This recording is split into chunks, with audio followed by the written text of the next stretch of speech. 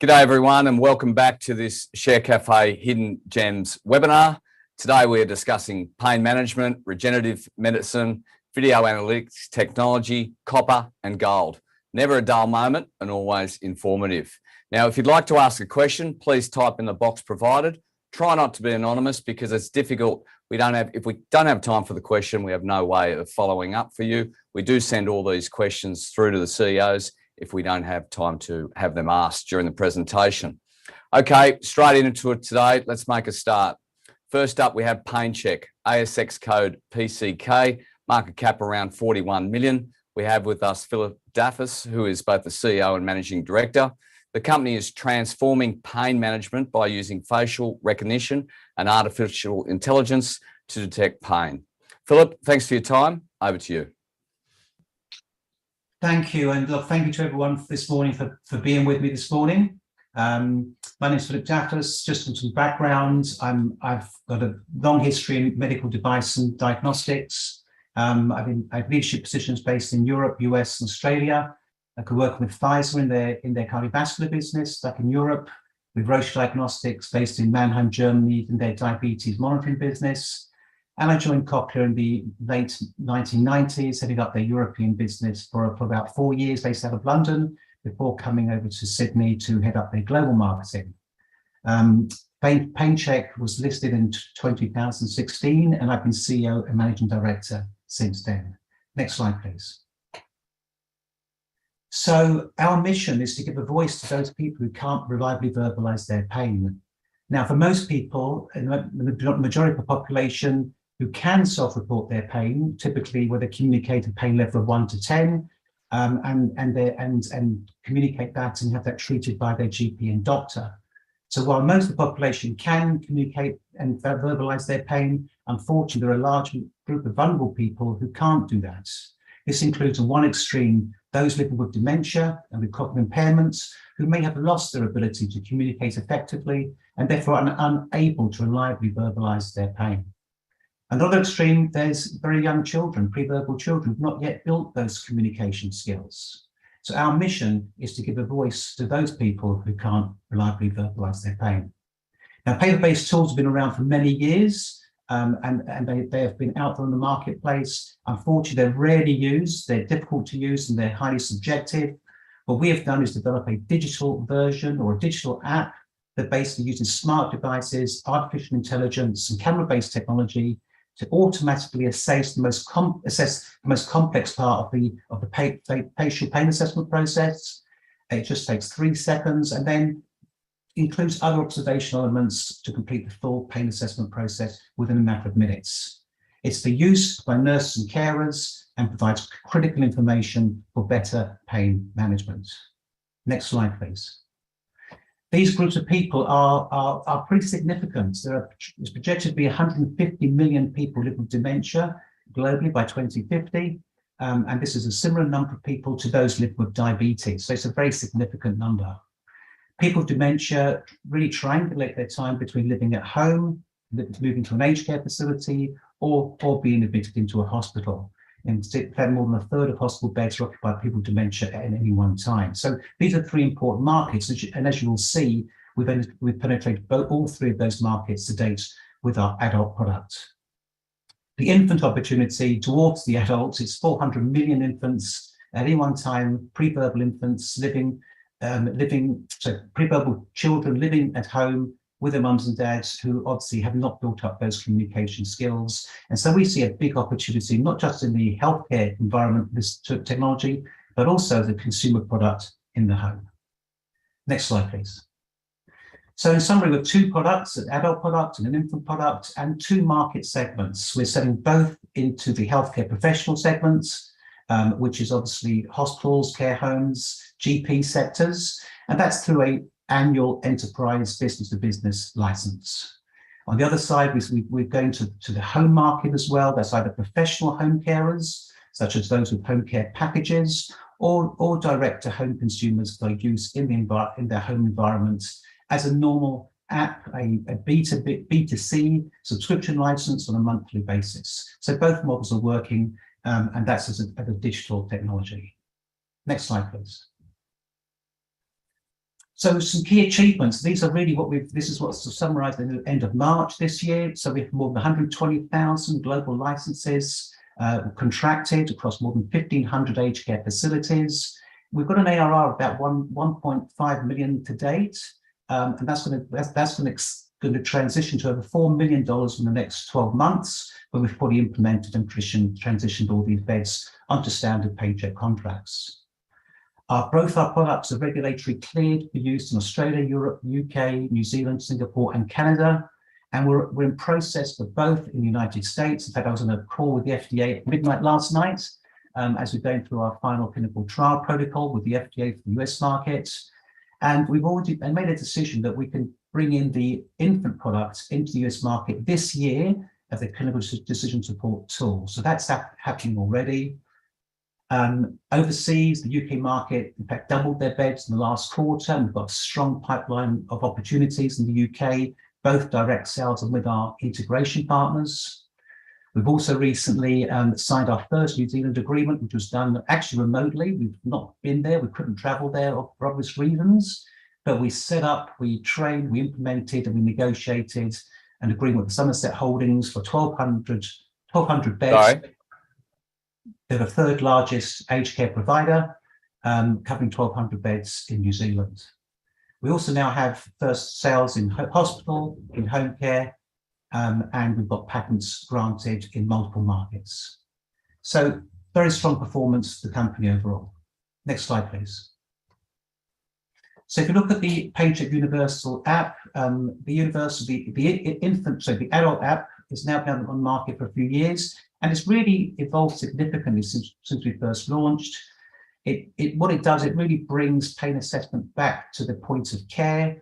It's a multi-dimensional pain assessment tool that gives information to the carers as to the pain severity levels, either no pain, mild, moderate, or severe. And the technology is fully embedded into the app. In other words, you can use the technology and on a phone or a smart device anywhere at any time. It does not have to be connected to the internet. So it's very, very flexible and very good for use in remote sectors. We've also brought in the NRS, numeric rating scale, which is a technology which allows us to assess and document pain for those who can verbalize, thus making it a universal technology. And we have an analytics tool that really analyzes all the information it provides. Next slide, please. This shows you one example of our analytics and how we see data. Data can be assessed by individuals. We can compare scores across multiple people. Next slide, please. And we can also look at the assessments from a historical perspective. And look at pain behaviours. Now, this type of data we provide to our aged care facilities have never been available before. It helps their accreditation purposes, and it also makes sure that anything they do can be used for better pain medication. Next slide, please. So, as being a digital technology, we've adapted all our training to be fully digital. So we've got both e-learning modules and classroom learning modules. And in the past couple of years, since COVID hit, we've done more than 8,000 trainings for people online. And in that same period, we've actually grown our pain assessments, and we document every single pain assessment conducted. As end of March, we hit more than 1 million cumulative pain assessments, which shows that the product's being used extensively in aged care. And I can tell you right now, we're over the 1.3 million assessment mark. So there's a rapid utility in the use of the product as people find it really helpful to help better manage pain. Next slide, please. So we started in aged care because in aged care, that's where the problem for pain assessment is at its greatest. And as you've heard so far, we've penetrated the UK, Australia, New Zealand, and entered into Canada this year. The aged care market is around a $350 million market globally, so that's a significant market. But we do see the future really being in the home care consumer sector. As the number of people with dementia increases, the preferred model is to be at home, and also governments are funding that and the technologies are moving it that way. So the home care market will significantly dwarf our current work in aged care, and that's where our focus is for the future. How are we achieving that? We're achieving that with partly for our integration partners. Our integration partners, we've got more than 20 of them now, and these are companies that provide care management systems. They provide medication management systems in these markets. Our current partners cover more than close to 500,000 aged care beds, which provides us a great platform to access these markets.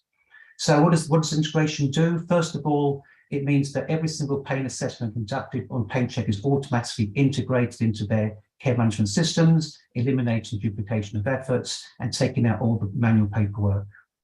What it also now starting to do is that these partners of ours are co-promoting, co-marketing, and providing reseller agreements to actually sell our products into their markets and maximize the opportunity for both of us. So it's a real win-win situation, and our partnerships here continue to grow. Next slide, please. So now we'll move on to the Infant app, because the Infant app is really new. It's the world's first automated AI-based pain assessment tool for infants. Our first version is for infants below the age of 1, from 1 month to 1 year, and it's for assessing post-procedural pain. So key areas to focus on here is post-vaccination pain. There's more than all kids get about 5 vaccinations the first year of their life, and COVID-19 will be the 6th. It's just been regulatory cleared in the US for infants at 6 months of age to have COVID-19 vaccination, and that will come to Australia in the next 6 months and Europe very rapidly soon. So this is one big area we see as an opportunity. The second area is post-operative. That's post in the emergency room, where we're doing a study with Melbourne Children's Hospital right now, and also Wesley Children's Hospital in the ENT departments for things like post-tonsillectomy. So that's the professional area. But the big area, as I said before, is collaboration we see with global therapeutic companies. We have a number of good companies we're talking to right now, including obviously Sigma in Australia, to actually incorporate our pain assessment with their pain medication management for home use. So this is a really exciting high growth market opportunity. Next slide, please. If you look at the value, well, I said before, 400 million between the age of 0 to 3. There's 140 million infants between 0 to 1. And if we could just get 1%, just 1% of that global market, that's over $300 million annualized. And that's a very significant marketplace. So that's our key focus for the next 6 to 12 months, is to really build that market opportunity. This is how we see it working broadly. Infant, has a procedure, either a post-vaccination or post-surgical procedure. The GP or the doctor conducts an assessment, a pain assessment with the parents in place. The parents are educated in terms of pain management and education. The parent can then access PainChek via our retail store or directly through the App Store and continue to assess pain in the home environment. Very much like you do with taking a temperature, or a person with diabetes would manage their blood glucose monitoring.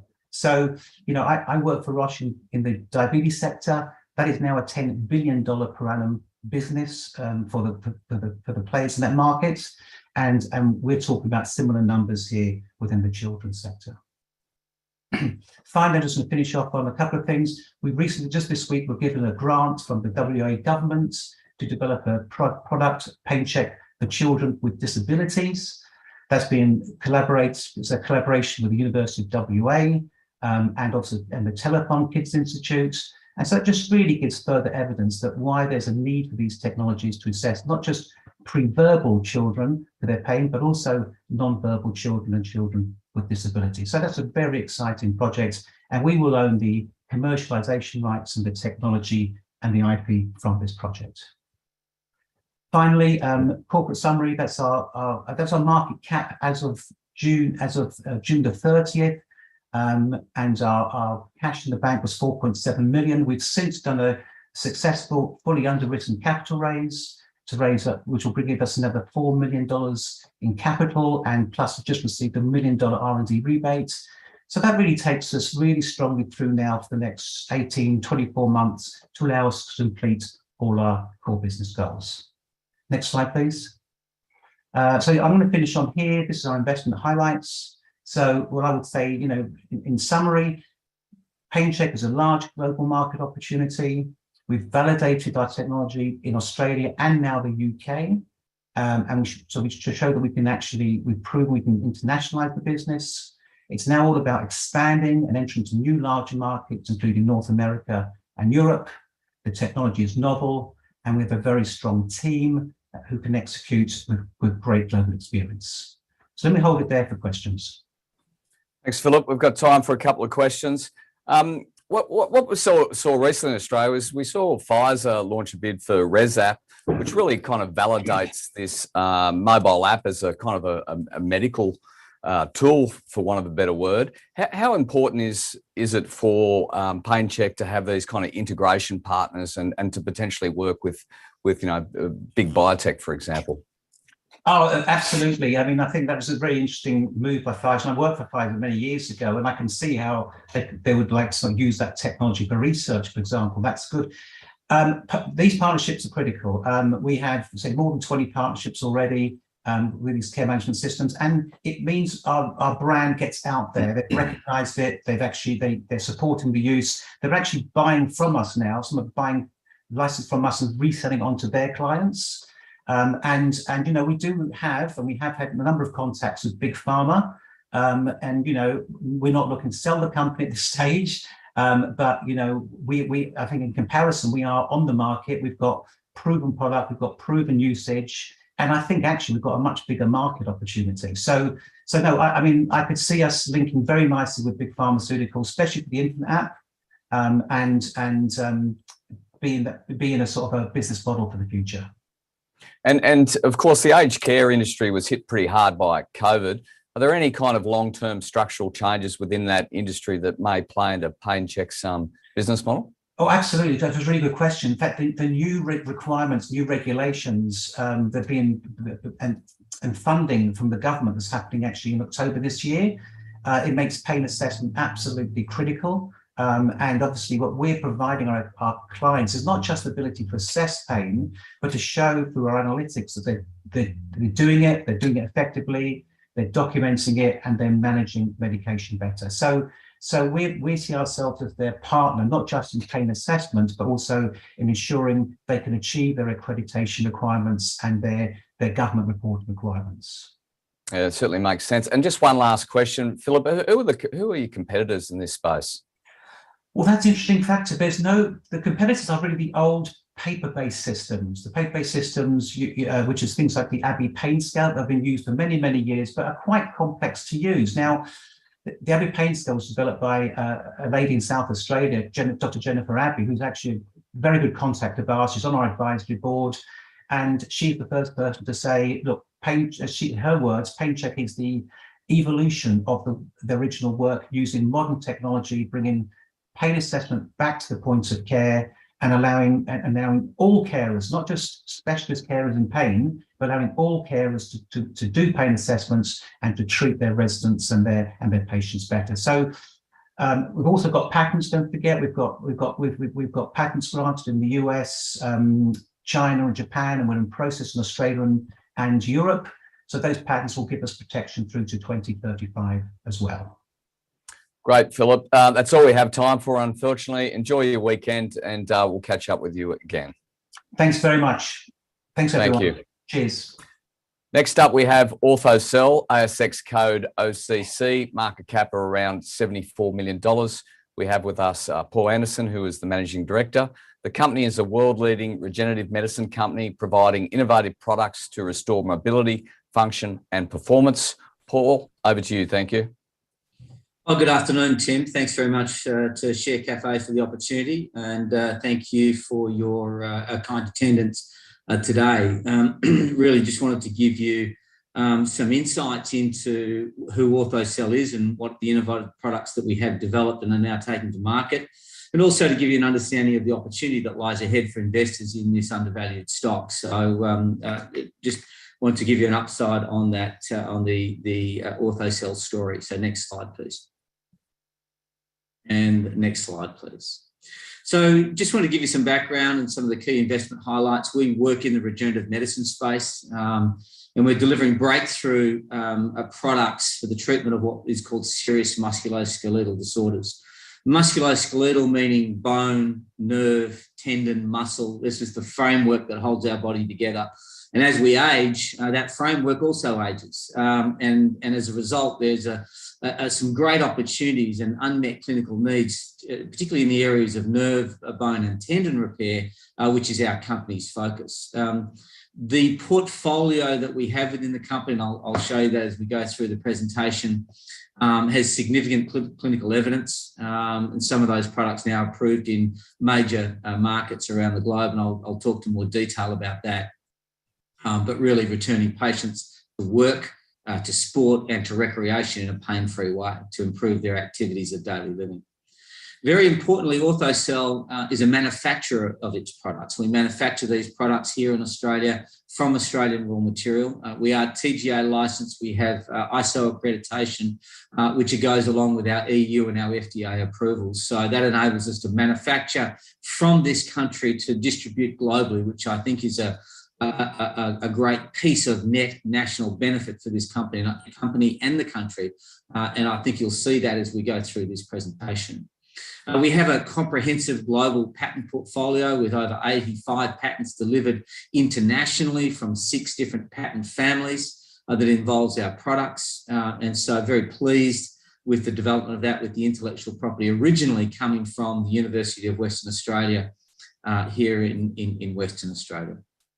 And lastly, we have a highly experienced board. We have board members in the US, in Lund in Sweden, in China, Australia, and as I mentioned, the US. So a really experienced board that really represent the skill sets that are required now to take us to that next level with regards to reimbursement expertise and commercial expertise.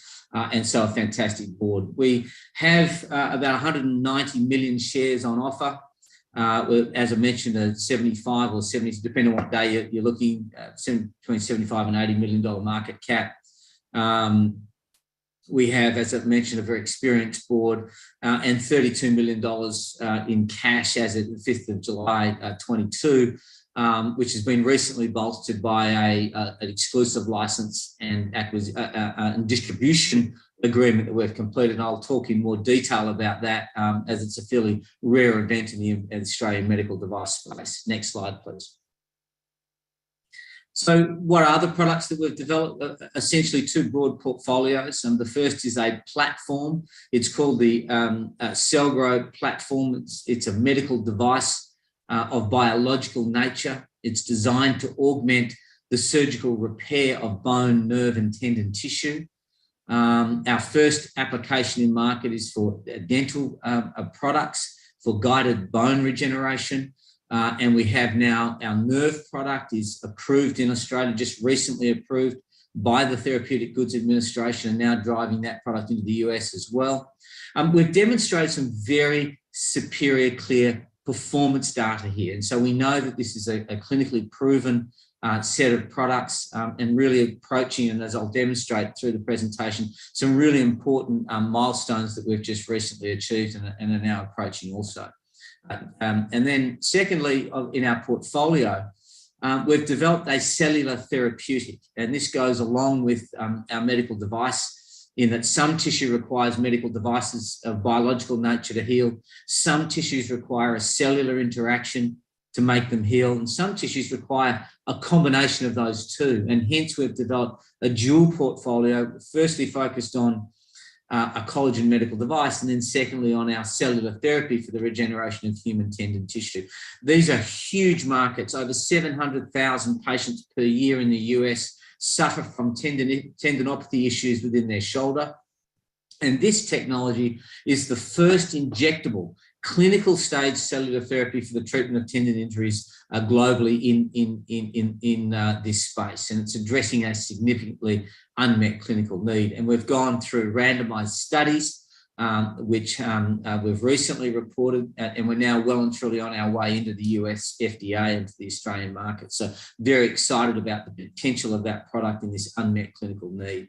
And essentially what we're about is restoring mobility and function as we get these degenerate chronic injuries as we move through the age brackets. Next slide, please. So where are we at from the US strategic focus? I'm delighted to let you know that Striate Plus, which is for our dental regeneration, I'll show you some more detail around that in a moment, dental bone regeneration. We now have FDA approval, we have EU approval and Australian approval, and we've recently engaged with an exclusive distribution and license partner called BioHorizons, one of the largest companies in the world in the dental space, and I'll talk more to that in the next couple of slides. Replier is for our a nerve repair. We've recently had that product approved by the Therapeutic Goods Administration here in Australia and are now driving that through both the US FDA and European market entry points. We also have a very exciting pipeline product called, which is called Smart Rope. And that's where we're converting our collagen medical device into a collagen rope at 4 millimeters in thickness, can lift me off the ground.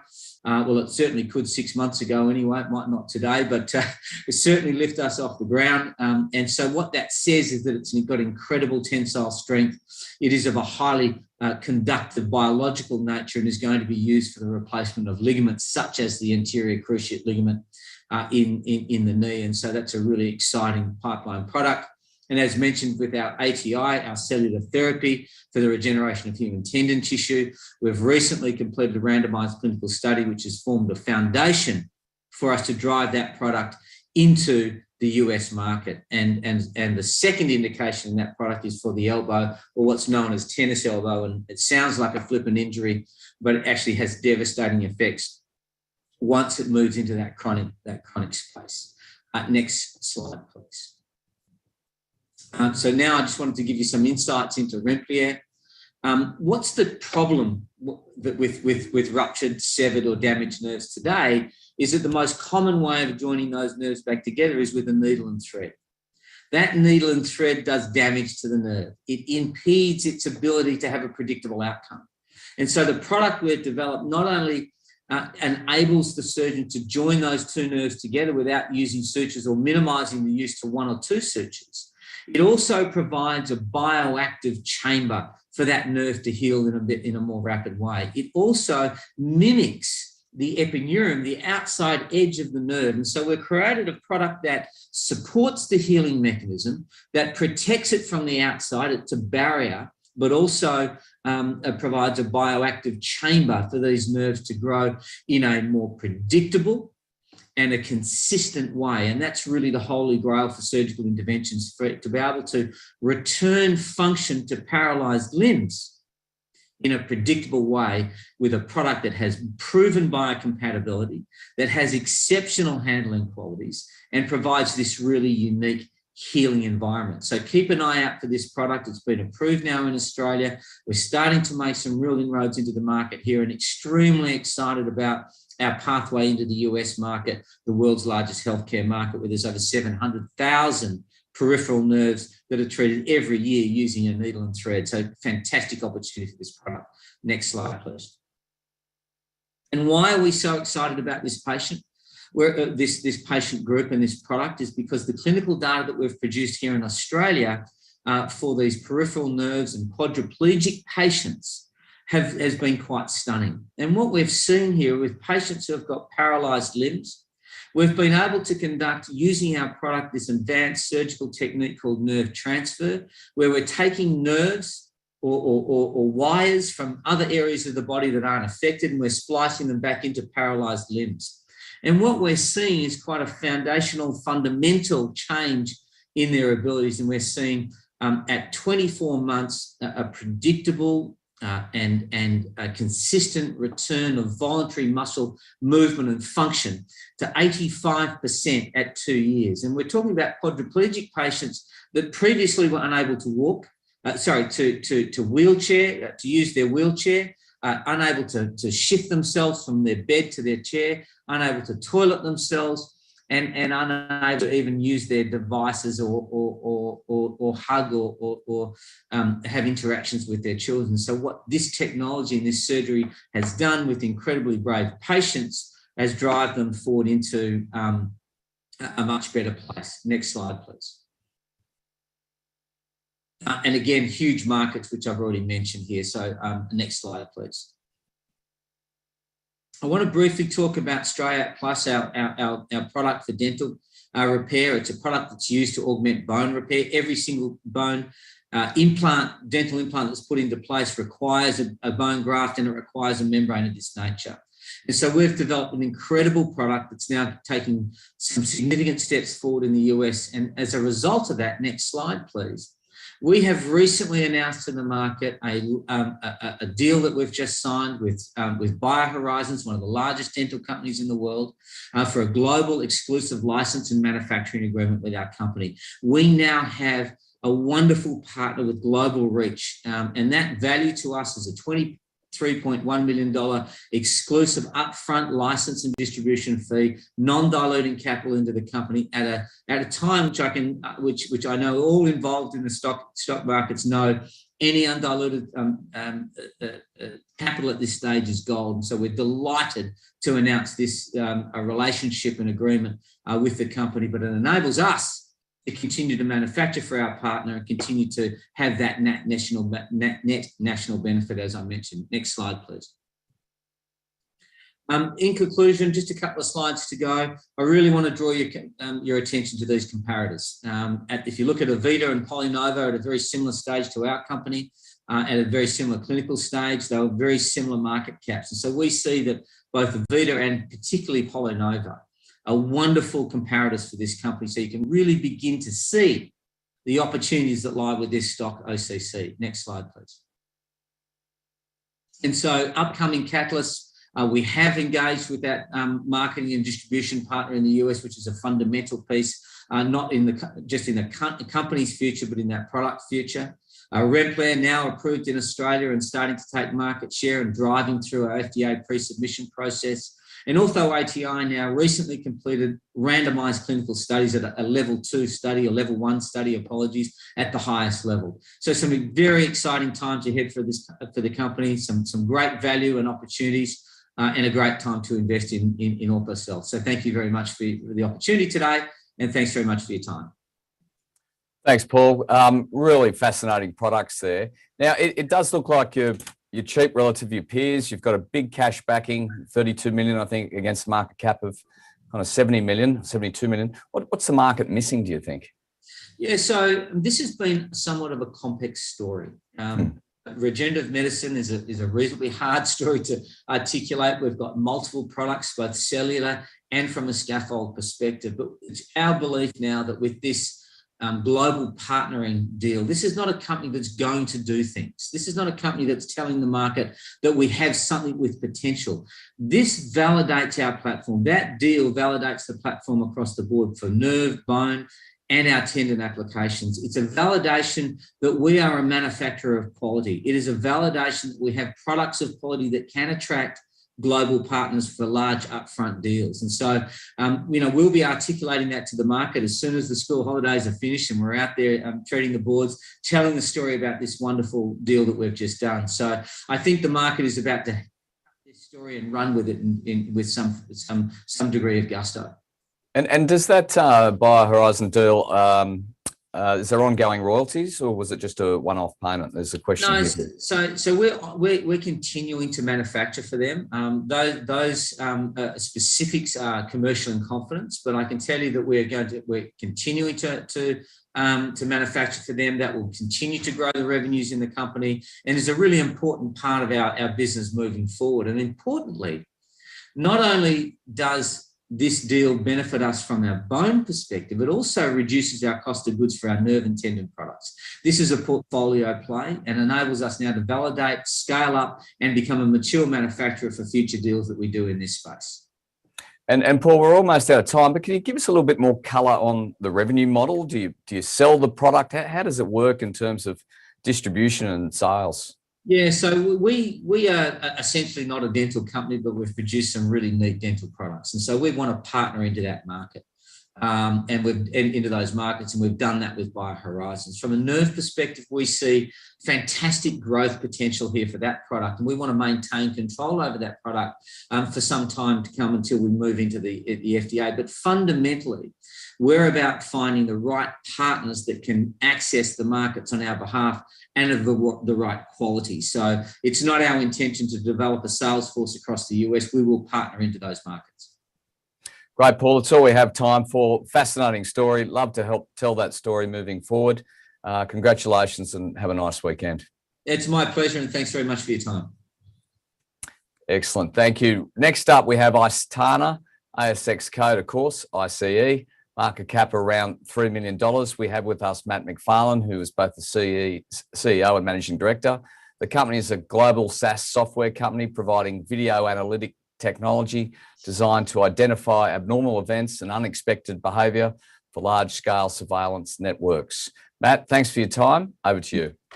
Thanks for having me, Tim. It's really great to be here, and I love the title Hidden Gems. It's nice to be one of the people featured today. I'll take you through icetana's video analytics surveillance software capabilities over the next 10 minutes or so. So there's plenty of time for questions. Please flick to the next slide, which is one we won't spend any time on, but I needed to make sure it was included. So let's talk a little bit about the industry that we play in. So you probably, if you walk to work today, not many people do anymore after COVID, but if you did walk to work today, you'd probably walk past anything between 20 to 50 surveillance cameras. There's currently over 1 billion surveillance cameras globally, and it's growing at 16% per annum. It's an astoundingly fast-growing sector. And the vast bulk, if you go to the next slide, the vast bulk of those cameras are not actively surveilled at all. Sorry, next slide, please. So people are not looking at what's going on those cameras. They're used for recording, and you will see on the news reports people, wading through forensic footage and trying to track down who did what to whom over the surveillance networks. However, AI technology has dramatically changed the perspective of security operations professionals, facility managers, the persons who manage these networks are increasingly seeing opportunities for the computer vision to start to scale up the value that you can accrue from these very expensive surveillance networks that you've rolled out. There's the network facilities, the cameras, etc. You go to the next slide, please. The technology now has come ahead leaps and bounds. We are getting releases from a product called YOLO, which stands for You Only Look Once, computer vision technology. It's being released like every 2 or 3 months. There's a new update to it. It is unimaginable 5 or 6 years ago that you could have this many people in a scene all having boxes drawn around them. There's probably anything between 60 to 80 of these hundreds of people being specifically identified by the software in this particular view of Trafalgar Square. That gives you an idea of where this technology is going. And icetana is absolutely on the cutting edge of the technology. And we've built an incredible team who are building some really, really cool products to specifically serve the surveillance industry. Can you go to the next slide, please? The physical security space is a large and growing sector. At the top level, you're talking about guarding services, response systems, alarms that go off when people kick doors down, access control, etc. Within that sector, there's also surveillance, which is your cameras, control rooms, video management systems, etc. And where icetana sits is in the standalone surveillance analytics, where we are purely a software company. We don't manufacture cameras or hardware or anything like that, but we build the software that takes these video streams, extracts data from them, and then we utilize that data using AI systems to be able to identify unusual and anomalous events. We go to the next slide, please. Quick snapshot of the company. So we've been around for over 12 years now. We have 55 customer sites around the world with over 15,000 cameras every day using icetana to identify these events. We're a very lean team of just 16 FTE. But active on 5 different continents. The past 2 years, June 20 to June 22, we've achieved 40% per annum annualized recurring revenue growth. And that's our key financial metric is recurring revenue. We are a software as a service company. Unlike other software as a service companies, we don't offer our service as a cloud-based offering. So we're not your kind of classic, I pay, I connect through the internet to connect things. And one of the reasons for that is there's a huge amount of data produced by a typical surveillance camera, and it's extremely expensive to stream that up, even with the high-speed NBN type connections you see today in Australia and in other parts of the world. If you go to the next slide, please. So just to talk about how we differentiate ourselves when we're pitching to prospective customers. This is a large and busy space, as you would expect with 1 billion cameras out there and people charging on a per camera basis. Almost all of our competitors use a rules-based approach to giving solutions to their customers. A rules-based approach means that you are essentially building a product that says, if this, then that. So, for example, if this face matches my facial recognition database, give me an alert or alarm. Or if somebody crosses over this virtual tripwire that I've drawn on the screen, let me know about this type of thing. At icetana, we have a very different approach. We are kind of like, I think, a bit like Apple. You know, when the first Apple iPhone came out and only had one button, and everyone was like, oh my God, how can I use this? It's only got one button. We drive towards simplification. And icetana is all about no settings having to be set by the customer at all. You implement the system. It trains within a day, it starts learning what's normal in front of the camera, and then having created a model of understanding of what's going on in front of the camera, it starts to pop up interesting and anomalous events. Typically, we are reporting anything up to maximum 2% of surveilled time, and we use a black screen interface, which you can see at the bottom right of this screen, where events fade in and fade out. If you're a security operator sitting in a control room, and some of the control rooms we work with are extremely large, you can literally fall asleep within about 15 to 20 minutes looking at a moving wallpaper of lots and lots of images. What icetana does is it removes all that moving wallpaper. It presents a blank screen, and when events happen, it could be any camera on their network.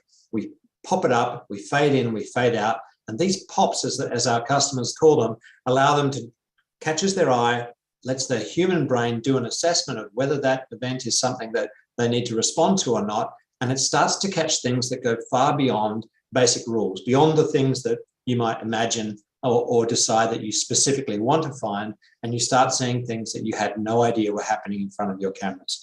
And this is a very easy pitch to put to our customers because they like the idea of a low-touch implementation. They like the idea that their operators are being far more engaged, and they like the idea of finding these events in real time. If we could go to the next slide, please. I'm going to take you through a very brief case study. One of our most successful sectors has been the shopping mall sector. We have over 30 shopping malls using icetana globally at the moment. And if we think about a typical high-end shopping center environment, there might be, say, 200 cameras in a large shopping mall. There'll be a single control room with one operator in there. And at any point in time, there might be 5 guards on duty, anywhere from the entrances to where the taxi Uber rank is to wandering about the center. The cost just for the salaries of those security staff can run up to 270,000 a year, and things still happen, right? You might have people coming in doing unscheduled maintenance, damaging the facilities. You can have aggressive behavior taking place, people falling down escalators, illegal calls, that type of thing, graffiti outside the facility. Please head to the next slide. When icetana is implemented in this particular environment, we dramatically scale up the ability for the security operator in the control room to be able to identify events as they're happening, to the extent that we consistently find that our customers can reduce the headcount of guards out in the field, and they can nip in the bud potential events like unscheduled maintenance causing damage or aggressive behavior escalating and resulting in actual problems happening. All of these things add up to a more than 300% investment return for our customers. So we're not just about finding events, we're also about saving on recurring operational costs. And this is how icetana has dramatically changed its pitch in the last year or so. Next slide, please. All right, so over the next quarter, we will be enhancing our offerings, particularly to the guarding services sector, where we offer an incredible value add, scaling up our capabilities, and we're launching our new version 2 product, which takes advantage of many of the new contemporary technologies, such as that YOLO product that I mentioned earlier, integrating that into our offering, but staying true to our vision of being very low touch, very, very quickly delivering value to our customers when we implement. And if we go to the next slide, please. The team is a critical part of any investment. I've been a venture capital investor before I got on board as the CEO of icetana, and a quite successful angel investor as well. My key role as the CEO is to attract an incredible team and have that team highly motivated and delivering to goals. Kevin Brown, our Chief Operating Officer, has joined us from VGW, Virtual Gaming Worlds. That's a multi-billion-dollar business based out of Perth. Kev was the COO at that business and turned them around from $300 a day of turnover to $1.4 million a day. They're doing a lot more than that. Now, he has brought on board some amazing technical staff, and he's one of those unique characters who can connect between commercial requirements and technical capabilities and find solutions really, really fast. And my CFO, Raf Kimberly Bowen, has a long history of working in the software space and has been an incredible addition to the team over the last 18 months or so. If you go to the next slide, please. This is almost my last slide, in fact. So just a quick snapshot. I am definitely the minnow of the 4 presentations today. Our market cap as of yesterday was about just over 3 million. Today we popped up a bit, so I think we're at 4.2 odd million. So don't feel like you've missed the boat, because the interesting thing is icetana's software as a service business, with our annualized recurring revenue exceeds $1.5 million this year. That's revenue that we very successfully retain with our customers and grow every year. We've managed a 40% growth rate over the last 2 years, and we're pretty excited about the future going forward with this new product. The multiples applied to our stock are incredibly low compared to global SaaS comparisons. So I think it's a great time to buy. So that's about it from me. Tim, over to you for questions. Thanks, Matt. So certainly looks cheap there in regards to your cash balance and market cap. Can you tell us a little bit more about this kind of revenue pipeline and how you acquire customers? Sure. So we've increasingly started using direct sales techniques with outbound calls to line up meetings where we get to pitch the product directly to the customers that are most interested in it. These tend to be security managers and large facility managers, as well as the people who are managing those control rooms that in the industry are called SOCs, or security operations centers. We've found this very, very successful in the last 3 to 6 months. So our pipeline's grown quite dramatically. And we've been testing this all in Australia. We do treat Australia as a bit of a test market for us. Most of our revenue actually comes from the Middle East, but we're seeing enormous opportunities growing out of Japan, some in Singapore, and surprisingly, perhaps surprisingly, in Latin America, where the surveillance systems there are very actively monitored. I mean, and how do you monitor these opportunities offshore, and kind of, are there any particular geographic sort of territories that you see the kind of the greater potential? We like to work with partners in market. We've got a very strong partner in Japan in the form of Macnica, and in Latin America, we're working together with NEC and some other partners. In the Middle East, we've got a direct sales office, so our own Dubai facility, but again, we work through distribution partners. So in the software industry, they used to be called systems integrators. In the surveillance industry, it tends to be security integrators. And those types of parties are very, very crucial to our distribution capability. We sign up one of their customers rave about the product. Those security integrators then go pitch it to other customers, and we get growth of multifactorial growth, let's say, from that type of channel management. And what is the actual subscription model? How does that work? So we typically charge on a per camera per year basis. Ballpark pricing is around about $120 per camera per year. So globally, with the Aussie dollar slipping a bit, it's helped us in terms of our revenue forecast going forward. And given the number of cameras that are out there, average contract value is anything between sort of $40,000 to $80,000 per annum recurring. And some of the the local governments have cameras all around Sydney, for example. Are they potentially a client, or is there no one kind of sitting back there observing these cameras? Well, this is what's changed in the last couple of years. So historically, nobody was watching those cameras. They were, there was a lot of time was spent pulling out the footage after the event had taken place.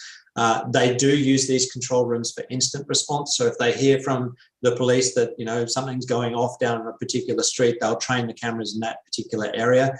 But there is an increasing movement from the forward-thinking councils and from, smart city surveillance folks that we can use AI and we can do this a lot better, and we can nip things in the bud before they escalate. We can find out stuff that we might have missed in the past, and we can respond much more rapidly. And that's been super exciting for us. So a number of the pitches that I've done in the last couple of months have actually been to councils who have surprisingly large surveillance networks. We're talking tens of thousands of cameras across individual suburbs within Sydney, for example. I mean, it's one thing having a surveillance camera, but is there almost an obligation for these governments and corporates, for example, to observe a little bit more from these cameras and to take your sort of information and data? It's an interesting point. Historically, no. Like historically, there hasn't been an obligation to actively monitor, but there is a court case in Canada, in Calgary, where the Calgary Council got sued because a gentleman he saw the surveillance camera, he was being chased, he ran up in front of it, waved his arms back and forth and said, "Help, help, I need help." And he ended up getting mugged directly in front of the camera, and he sued the council and said, "Guys, you told me I'd be safer with this surveillance, and there I was literally waving to you and you never spotted it." And they had to pay out on that. So it's an interesting development, I think. And if once you see what icetana can do, it's very hard to unsee it. Yeah. Well, it almost becomes an obligation, right? And finally, just quickly, who's the ideal client base for icetana?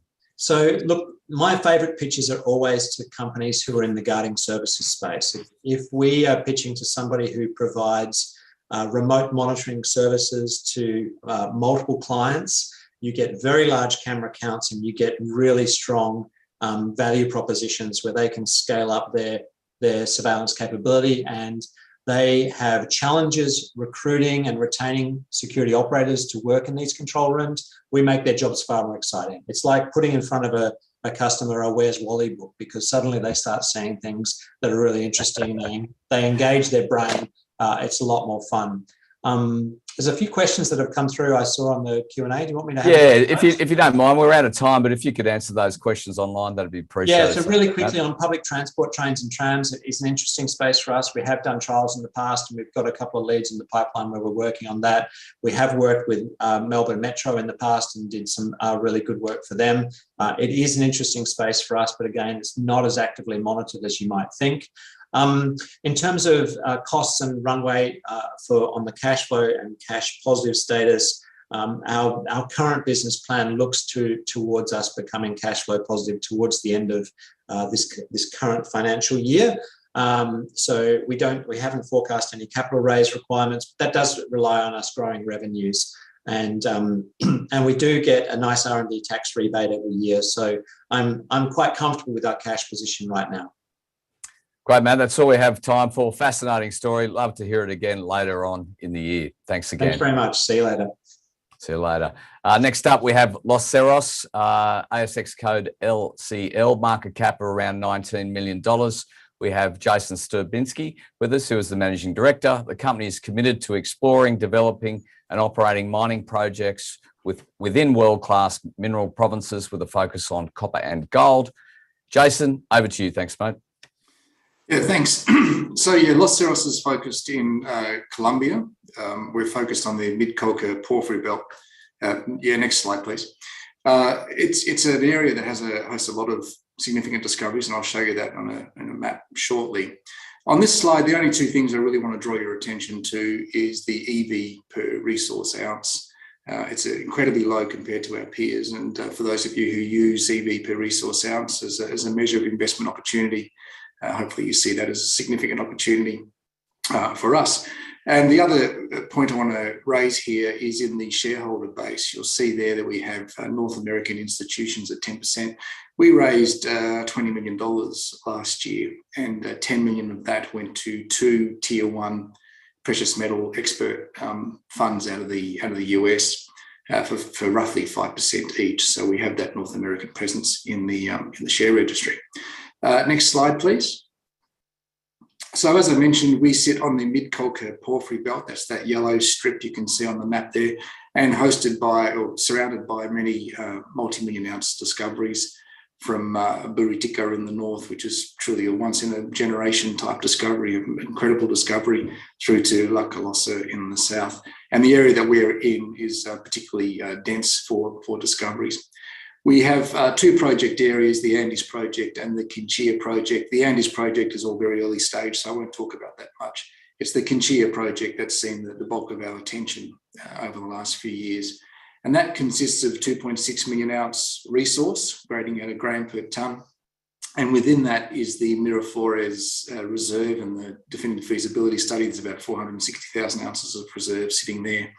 And more recently, we revealed the Tesorito resource, which, depending on how you cut it, is 1.3 million ounces at 0.81 is one way of cutting it. And there's obviously significant opportunity in the Quinchilla area and, of course, in the Andes area. The Andes area is 9 times the size of the Quinchilla area, but very early stage. We're well funded. As I said, we raised 20 million last year. We still have around 14 million of that. So we're in a strong position. And we're very much part of the local community and part of the local economy. We're 130 odd people at the moment. 128 of those are Colombian. So it's just myself and the CFO that are not. So we're very much entrenched in the local community and a very experienced team.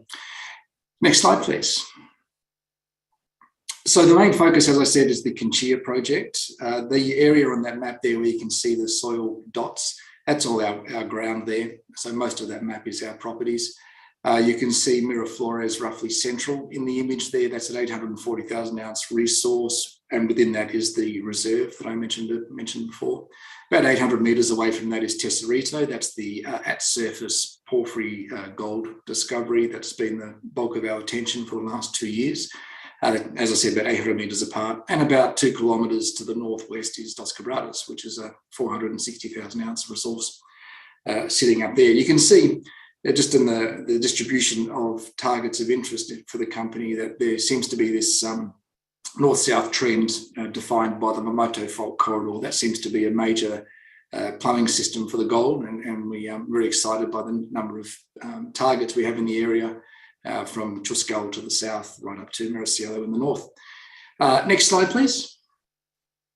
So this is kind of like our trophy slide. I put this in here just to show that some of the drill intercepts we're getting in this Quinchilla area, this 3 kilometre radius area, particularly Tesorito and Miraflores, are globally significant intercepts, 629 metres at 0.88, starting on the surface. And if you look the fourth one down, 320 metres at 1.5 grams per tonne, and again, pretty much starting on the surface with 100 metres of that grading 2 grams per tonne. They're incredibly good results for a porphyry. And what makes them even more spectacular, particularly for Tesorito, is that it starts on the surface. So a lot of these 200 plus gram metre intercepts that we've got, and we've got many of them, pretty much start on surface, which is unheard of. Next slide, please. So let's dive a little deeper into the Quinchilla mineral resource. It's made up of those 3 areas, Tesorito, with 1.3 million ounces at 0.81 using a 0.5 cutoff. There is another way of cutting that using a 0.25 gram per tonne cutoff, which obviously gives you more ounces. And Dos Quebradas, the 459,000 there, and the Miraflores reserve to give you a total of 2.6 million ounces at a gram per tonne. And the image there on the right is the optimised pit shell from which the 1.3 million ounces was generated. And within that is a starter pit. And I'll talk about that starter pit in a minute, because that creates quite an interesting permutation for us. But what we're doing at the moment is progressing through the early stages of a Quinchilla-wide PEA, preliminary economic assessment or scoping study, looking at all 3, so Tesorito, Dos Quebradas and Miraflores, because they're all very close to each other. It begs the question, can a hub and spoke model work and capture all of this material? So that's part of the Quinchilla PEA. And we're progressing through the early parts of the metallurgy on Tesorito right now, and I'll talk about that on the next slide. Next slide, please. So this is the Tesorito inferred resource. The one that I've used to contribute to the Quinchilla-wide resource is the one in yellow there, the 1.3 million ounces at 0.81. But as I said in a few slides back, what's unusual about TESORITO is the high-grade porphyry core actually daylights. It actually hits the surface, which means we've got near-surface high-grade, and we've drilled through that many times. But that begs the question, do we actually have a high-grade potential starter pit within the larger operations? So we ran that exercise. We used an artificial cutoff of 0.8 grams per tonne. Obviously, material below 0.8 is potentially economical, but we used the 0.8 to artificially constrain the resource to this high-grade core that daylights. And what we got out of that was 540,000 ounces grading 1.23 grams per tonne. So that's really exciting and really compelling, because obviously the early years of any production scenario would exploit this high-grade area and therefore offset the capital burden of building the plant in the first place, and therefore giving more robust economics. What's also really interesting about this is that because we used a 0.8 cutoff to give the 540,000 ounces, that means the waste in this area is, in the most part, not waste. It's material between 0.25 and 0.8, or 0.5 and 0.8, which you would clearly not define as waste in an operating environment. You would stockpile that. So once you've broken the back of the capital costs, etc., in production, you would then start exploiting those stockpiles, because all you need then is to obviously offset the operating costs of processing that material. And so, there's 540,000 ounces, but there's also some 300,000 ounces of this lower grade material there that technically you would call waste because you've used a 0.8 cutoff, but it actually is more than likely economic as well. Now, I just mentioned earlier, we've just completed some metallurgical test work. In fact, our share price has had a bit of a run today on the back of those results released yesterday. And what came out of that, which was really reassuring, is it's a very vanilla process. The last thing someone wants is complexities in the metallurgical processing. And this is about as vanilla as it can get. So that's very comforting, very reassuring that it's a simple crush, grind, cyanide, leaching and absorption process, a process that's been put in place thousands of times, hundreds of times, thousands of times around the world for decades. So very reassuring from that perspective. Next slide, please. So this is the Miraflores project. This is the one that's more advanced. It's about 800 metres away from TESORITO. You can see the economic metrics from that reserve from 2017 there. I think what's worth pointing out here is that at $1,400 US an ounce, so not today's gold price, but at $1,400, and using an 8% discount on the NPV, so a relatively conservative discount rate there, it's running at about 90 million NPV. And that's on a capex of about $72 million in 2017 prices. And you can see the all-in sustaining cost there as well. So it's a nice little project. It's sort of 40,000 ounces per annum type production. So it's not huge, but it's a nice little learner. And you also have to factor in that 800 metres away is TESORITO. Now, Miraflores is going through final drafting of submissions for the EIA, which is the last step in getting approvals to mine at Miraflores, if we chose to do so. Next slide, please. So this is our project pipeline, and this is another thing that I think is quite unique for Los Cerros. We do have a classic project pipeline. We've got Miraflores there sitting in reserve status, and as I mentioned, going through final submissions. That combined with TESORITO and Dos Quebradas leads to the Quinchilla project preliminary economic assessment, which is essentially started with the fact that we're doing the metallurgy on TESORITO, and it'll be a focus for the second half of 2022.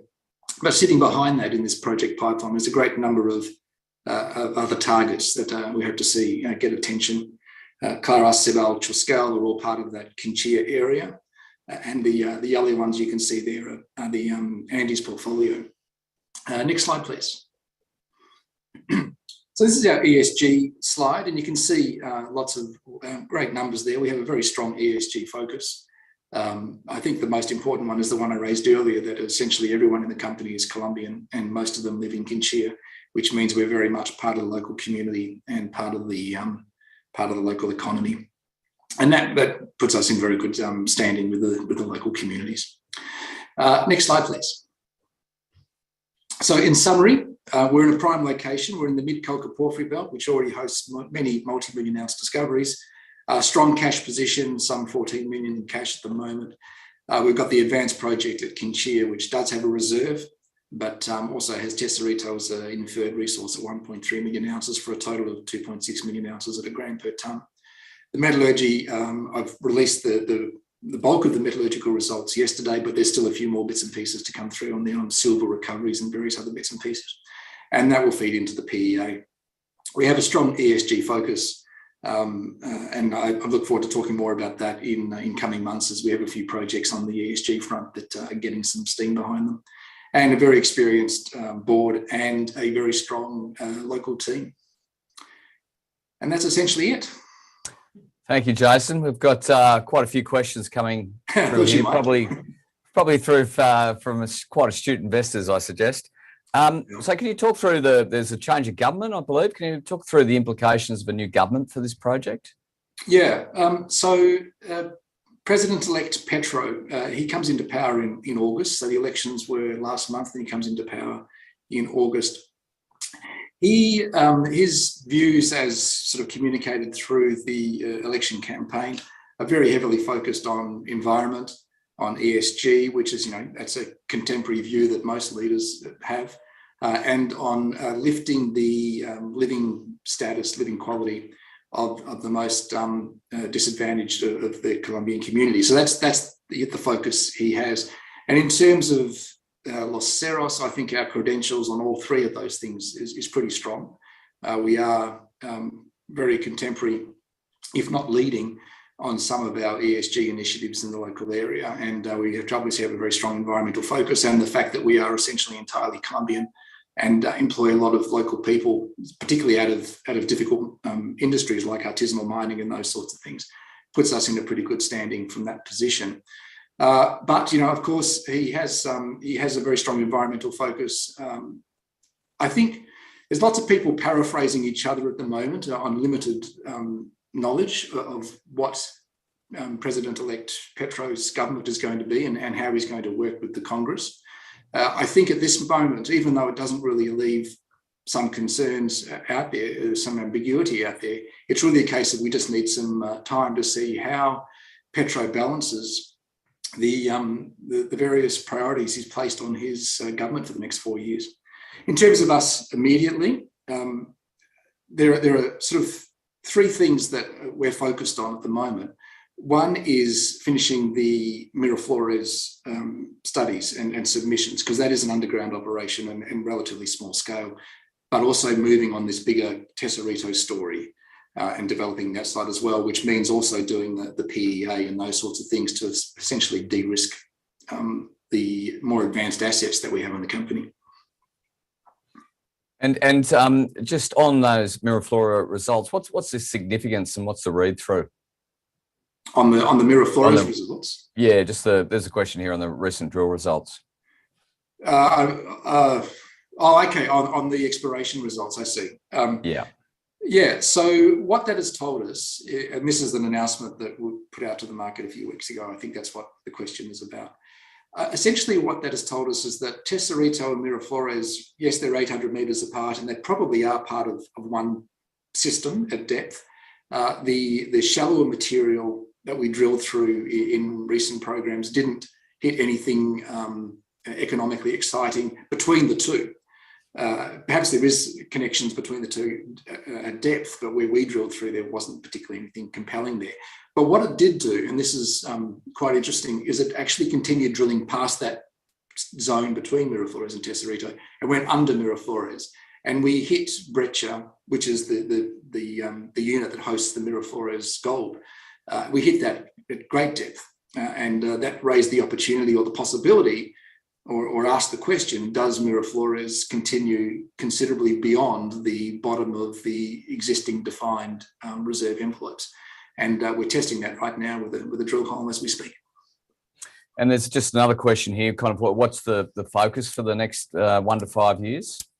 The area Sure, yeah. So at the moment, the focus, given that we've got, it's obviously difficult markets for juniors out there, is to ramp or sort of dial down the speculative activity, the early stage exploration, and focus on building robust numbers around our existing assets. So that means advancing Miraflores. It means doing the metallurgy and the PEA on TESORITO and those sorts of things, and then getting into the PEA proper for the whole of Quinchilla. And what that I suspect will tell us in the early parts of that PEA is which of the numerous options we have we should focus on. And to be brief, but to cover those options, there are essentially three pathways and a number of hybrids between those pathways. But the three pathways are, do we focus on Miraflores, the underground operation, the small scale operation that is DFS stage? Do we focus on that? Or do we focus on that slightly larger scenario, significantly larger scenario really, of TESORITO and Miraflores put together, that starter pit of TESORITO and Miraflores put together and develop that story? Or do we go all out and build and design a project for the 2.6 million ounces we already have, and who knows how much else we'll find in coming years? So in terms of the pathway, the first step is to explore those options and then select from that the subset that we should advance further over coming years. And I must say, there's a couple of questions here that are exactly on that topic, and I just want to make sure we'll get to them. I had to put my glasses on; it's a bit hard to read. What will be the next exploration target? Any priority targets going back to Miraflores and others, or the pink blob between Miraflores and TESORITO? Yeah, the pink blob is the one I was talking about before, so I think I've covered that. No, look, I think we are conducting a geological review right now. So we're looking at all the data, because obviously it's moved on dramatically over the last 2 years with 5 rigs running continuously 24 hours a day for 2 years. So lots of data to assimilate. If you ask me personally where I think the exciting targets sit right now, I think Sebal and Chuscal have not been explained, I guess is the best way of putting that. There's fantastic smoke in the drilling results, and the surface footprint is quite exciting, but we haven't actually explained why they're there. We haven't found the causative porphyry in either of those, and they're particularly compelling. But really, they're compelling to me because we haven't done the same in-depth exercise of the 5 or 6 other targets that we have in the area. They might be equally compelling once we've done this geological review. And kind of news flow moving forward, what can shareholders expect? Yeah. So we put out the MET results yesterday. Now, as I've said in that announcement, the next steps on that is to progress that further. So we have more metallurgy to do, and then that will feed into the PEA. And in the background, we have dialed it down, but in the background, we have exploration running. So there'll be exploration news flow as well. Jason, that's all we have time for. Nice to have you back on Hidden Gems webinar. Have a good weekend, and we'll see you soon. Thanks, Tim. Thanks, everyone. That's all we have time for. Have a nice weekend. The sun's out, thank God. See you next week.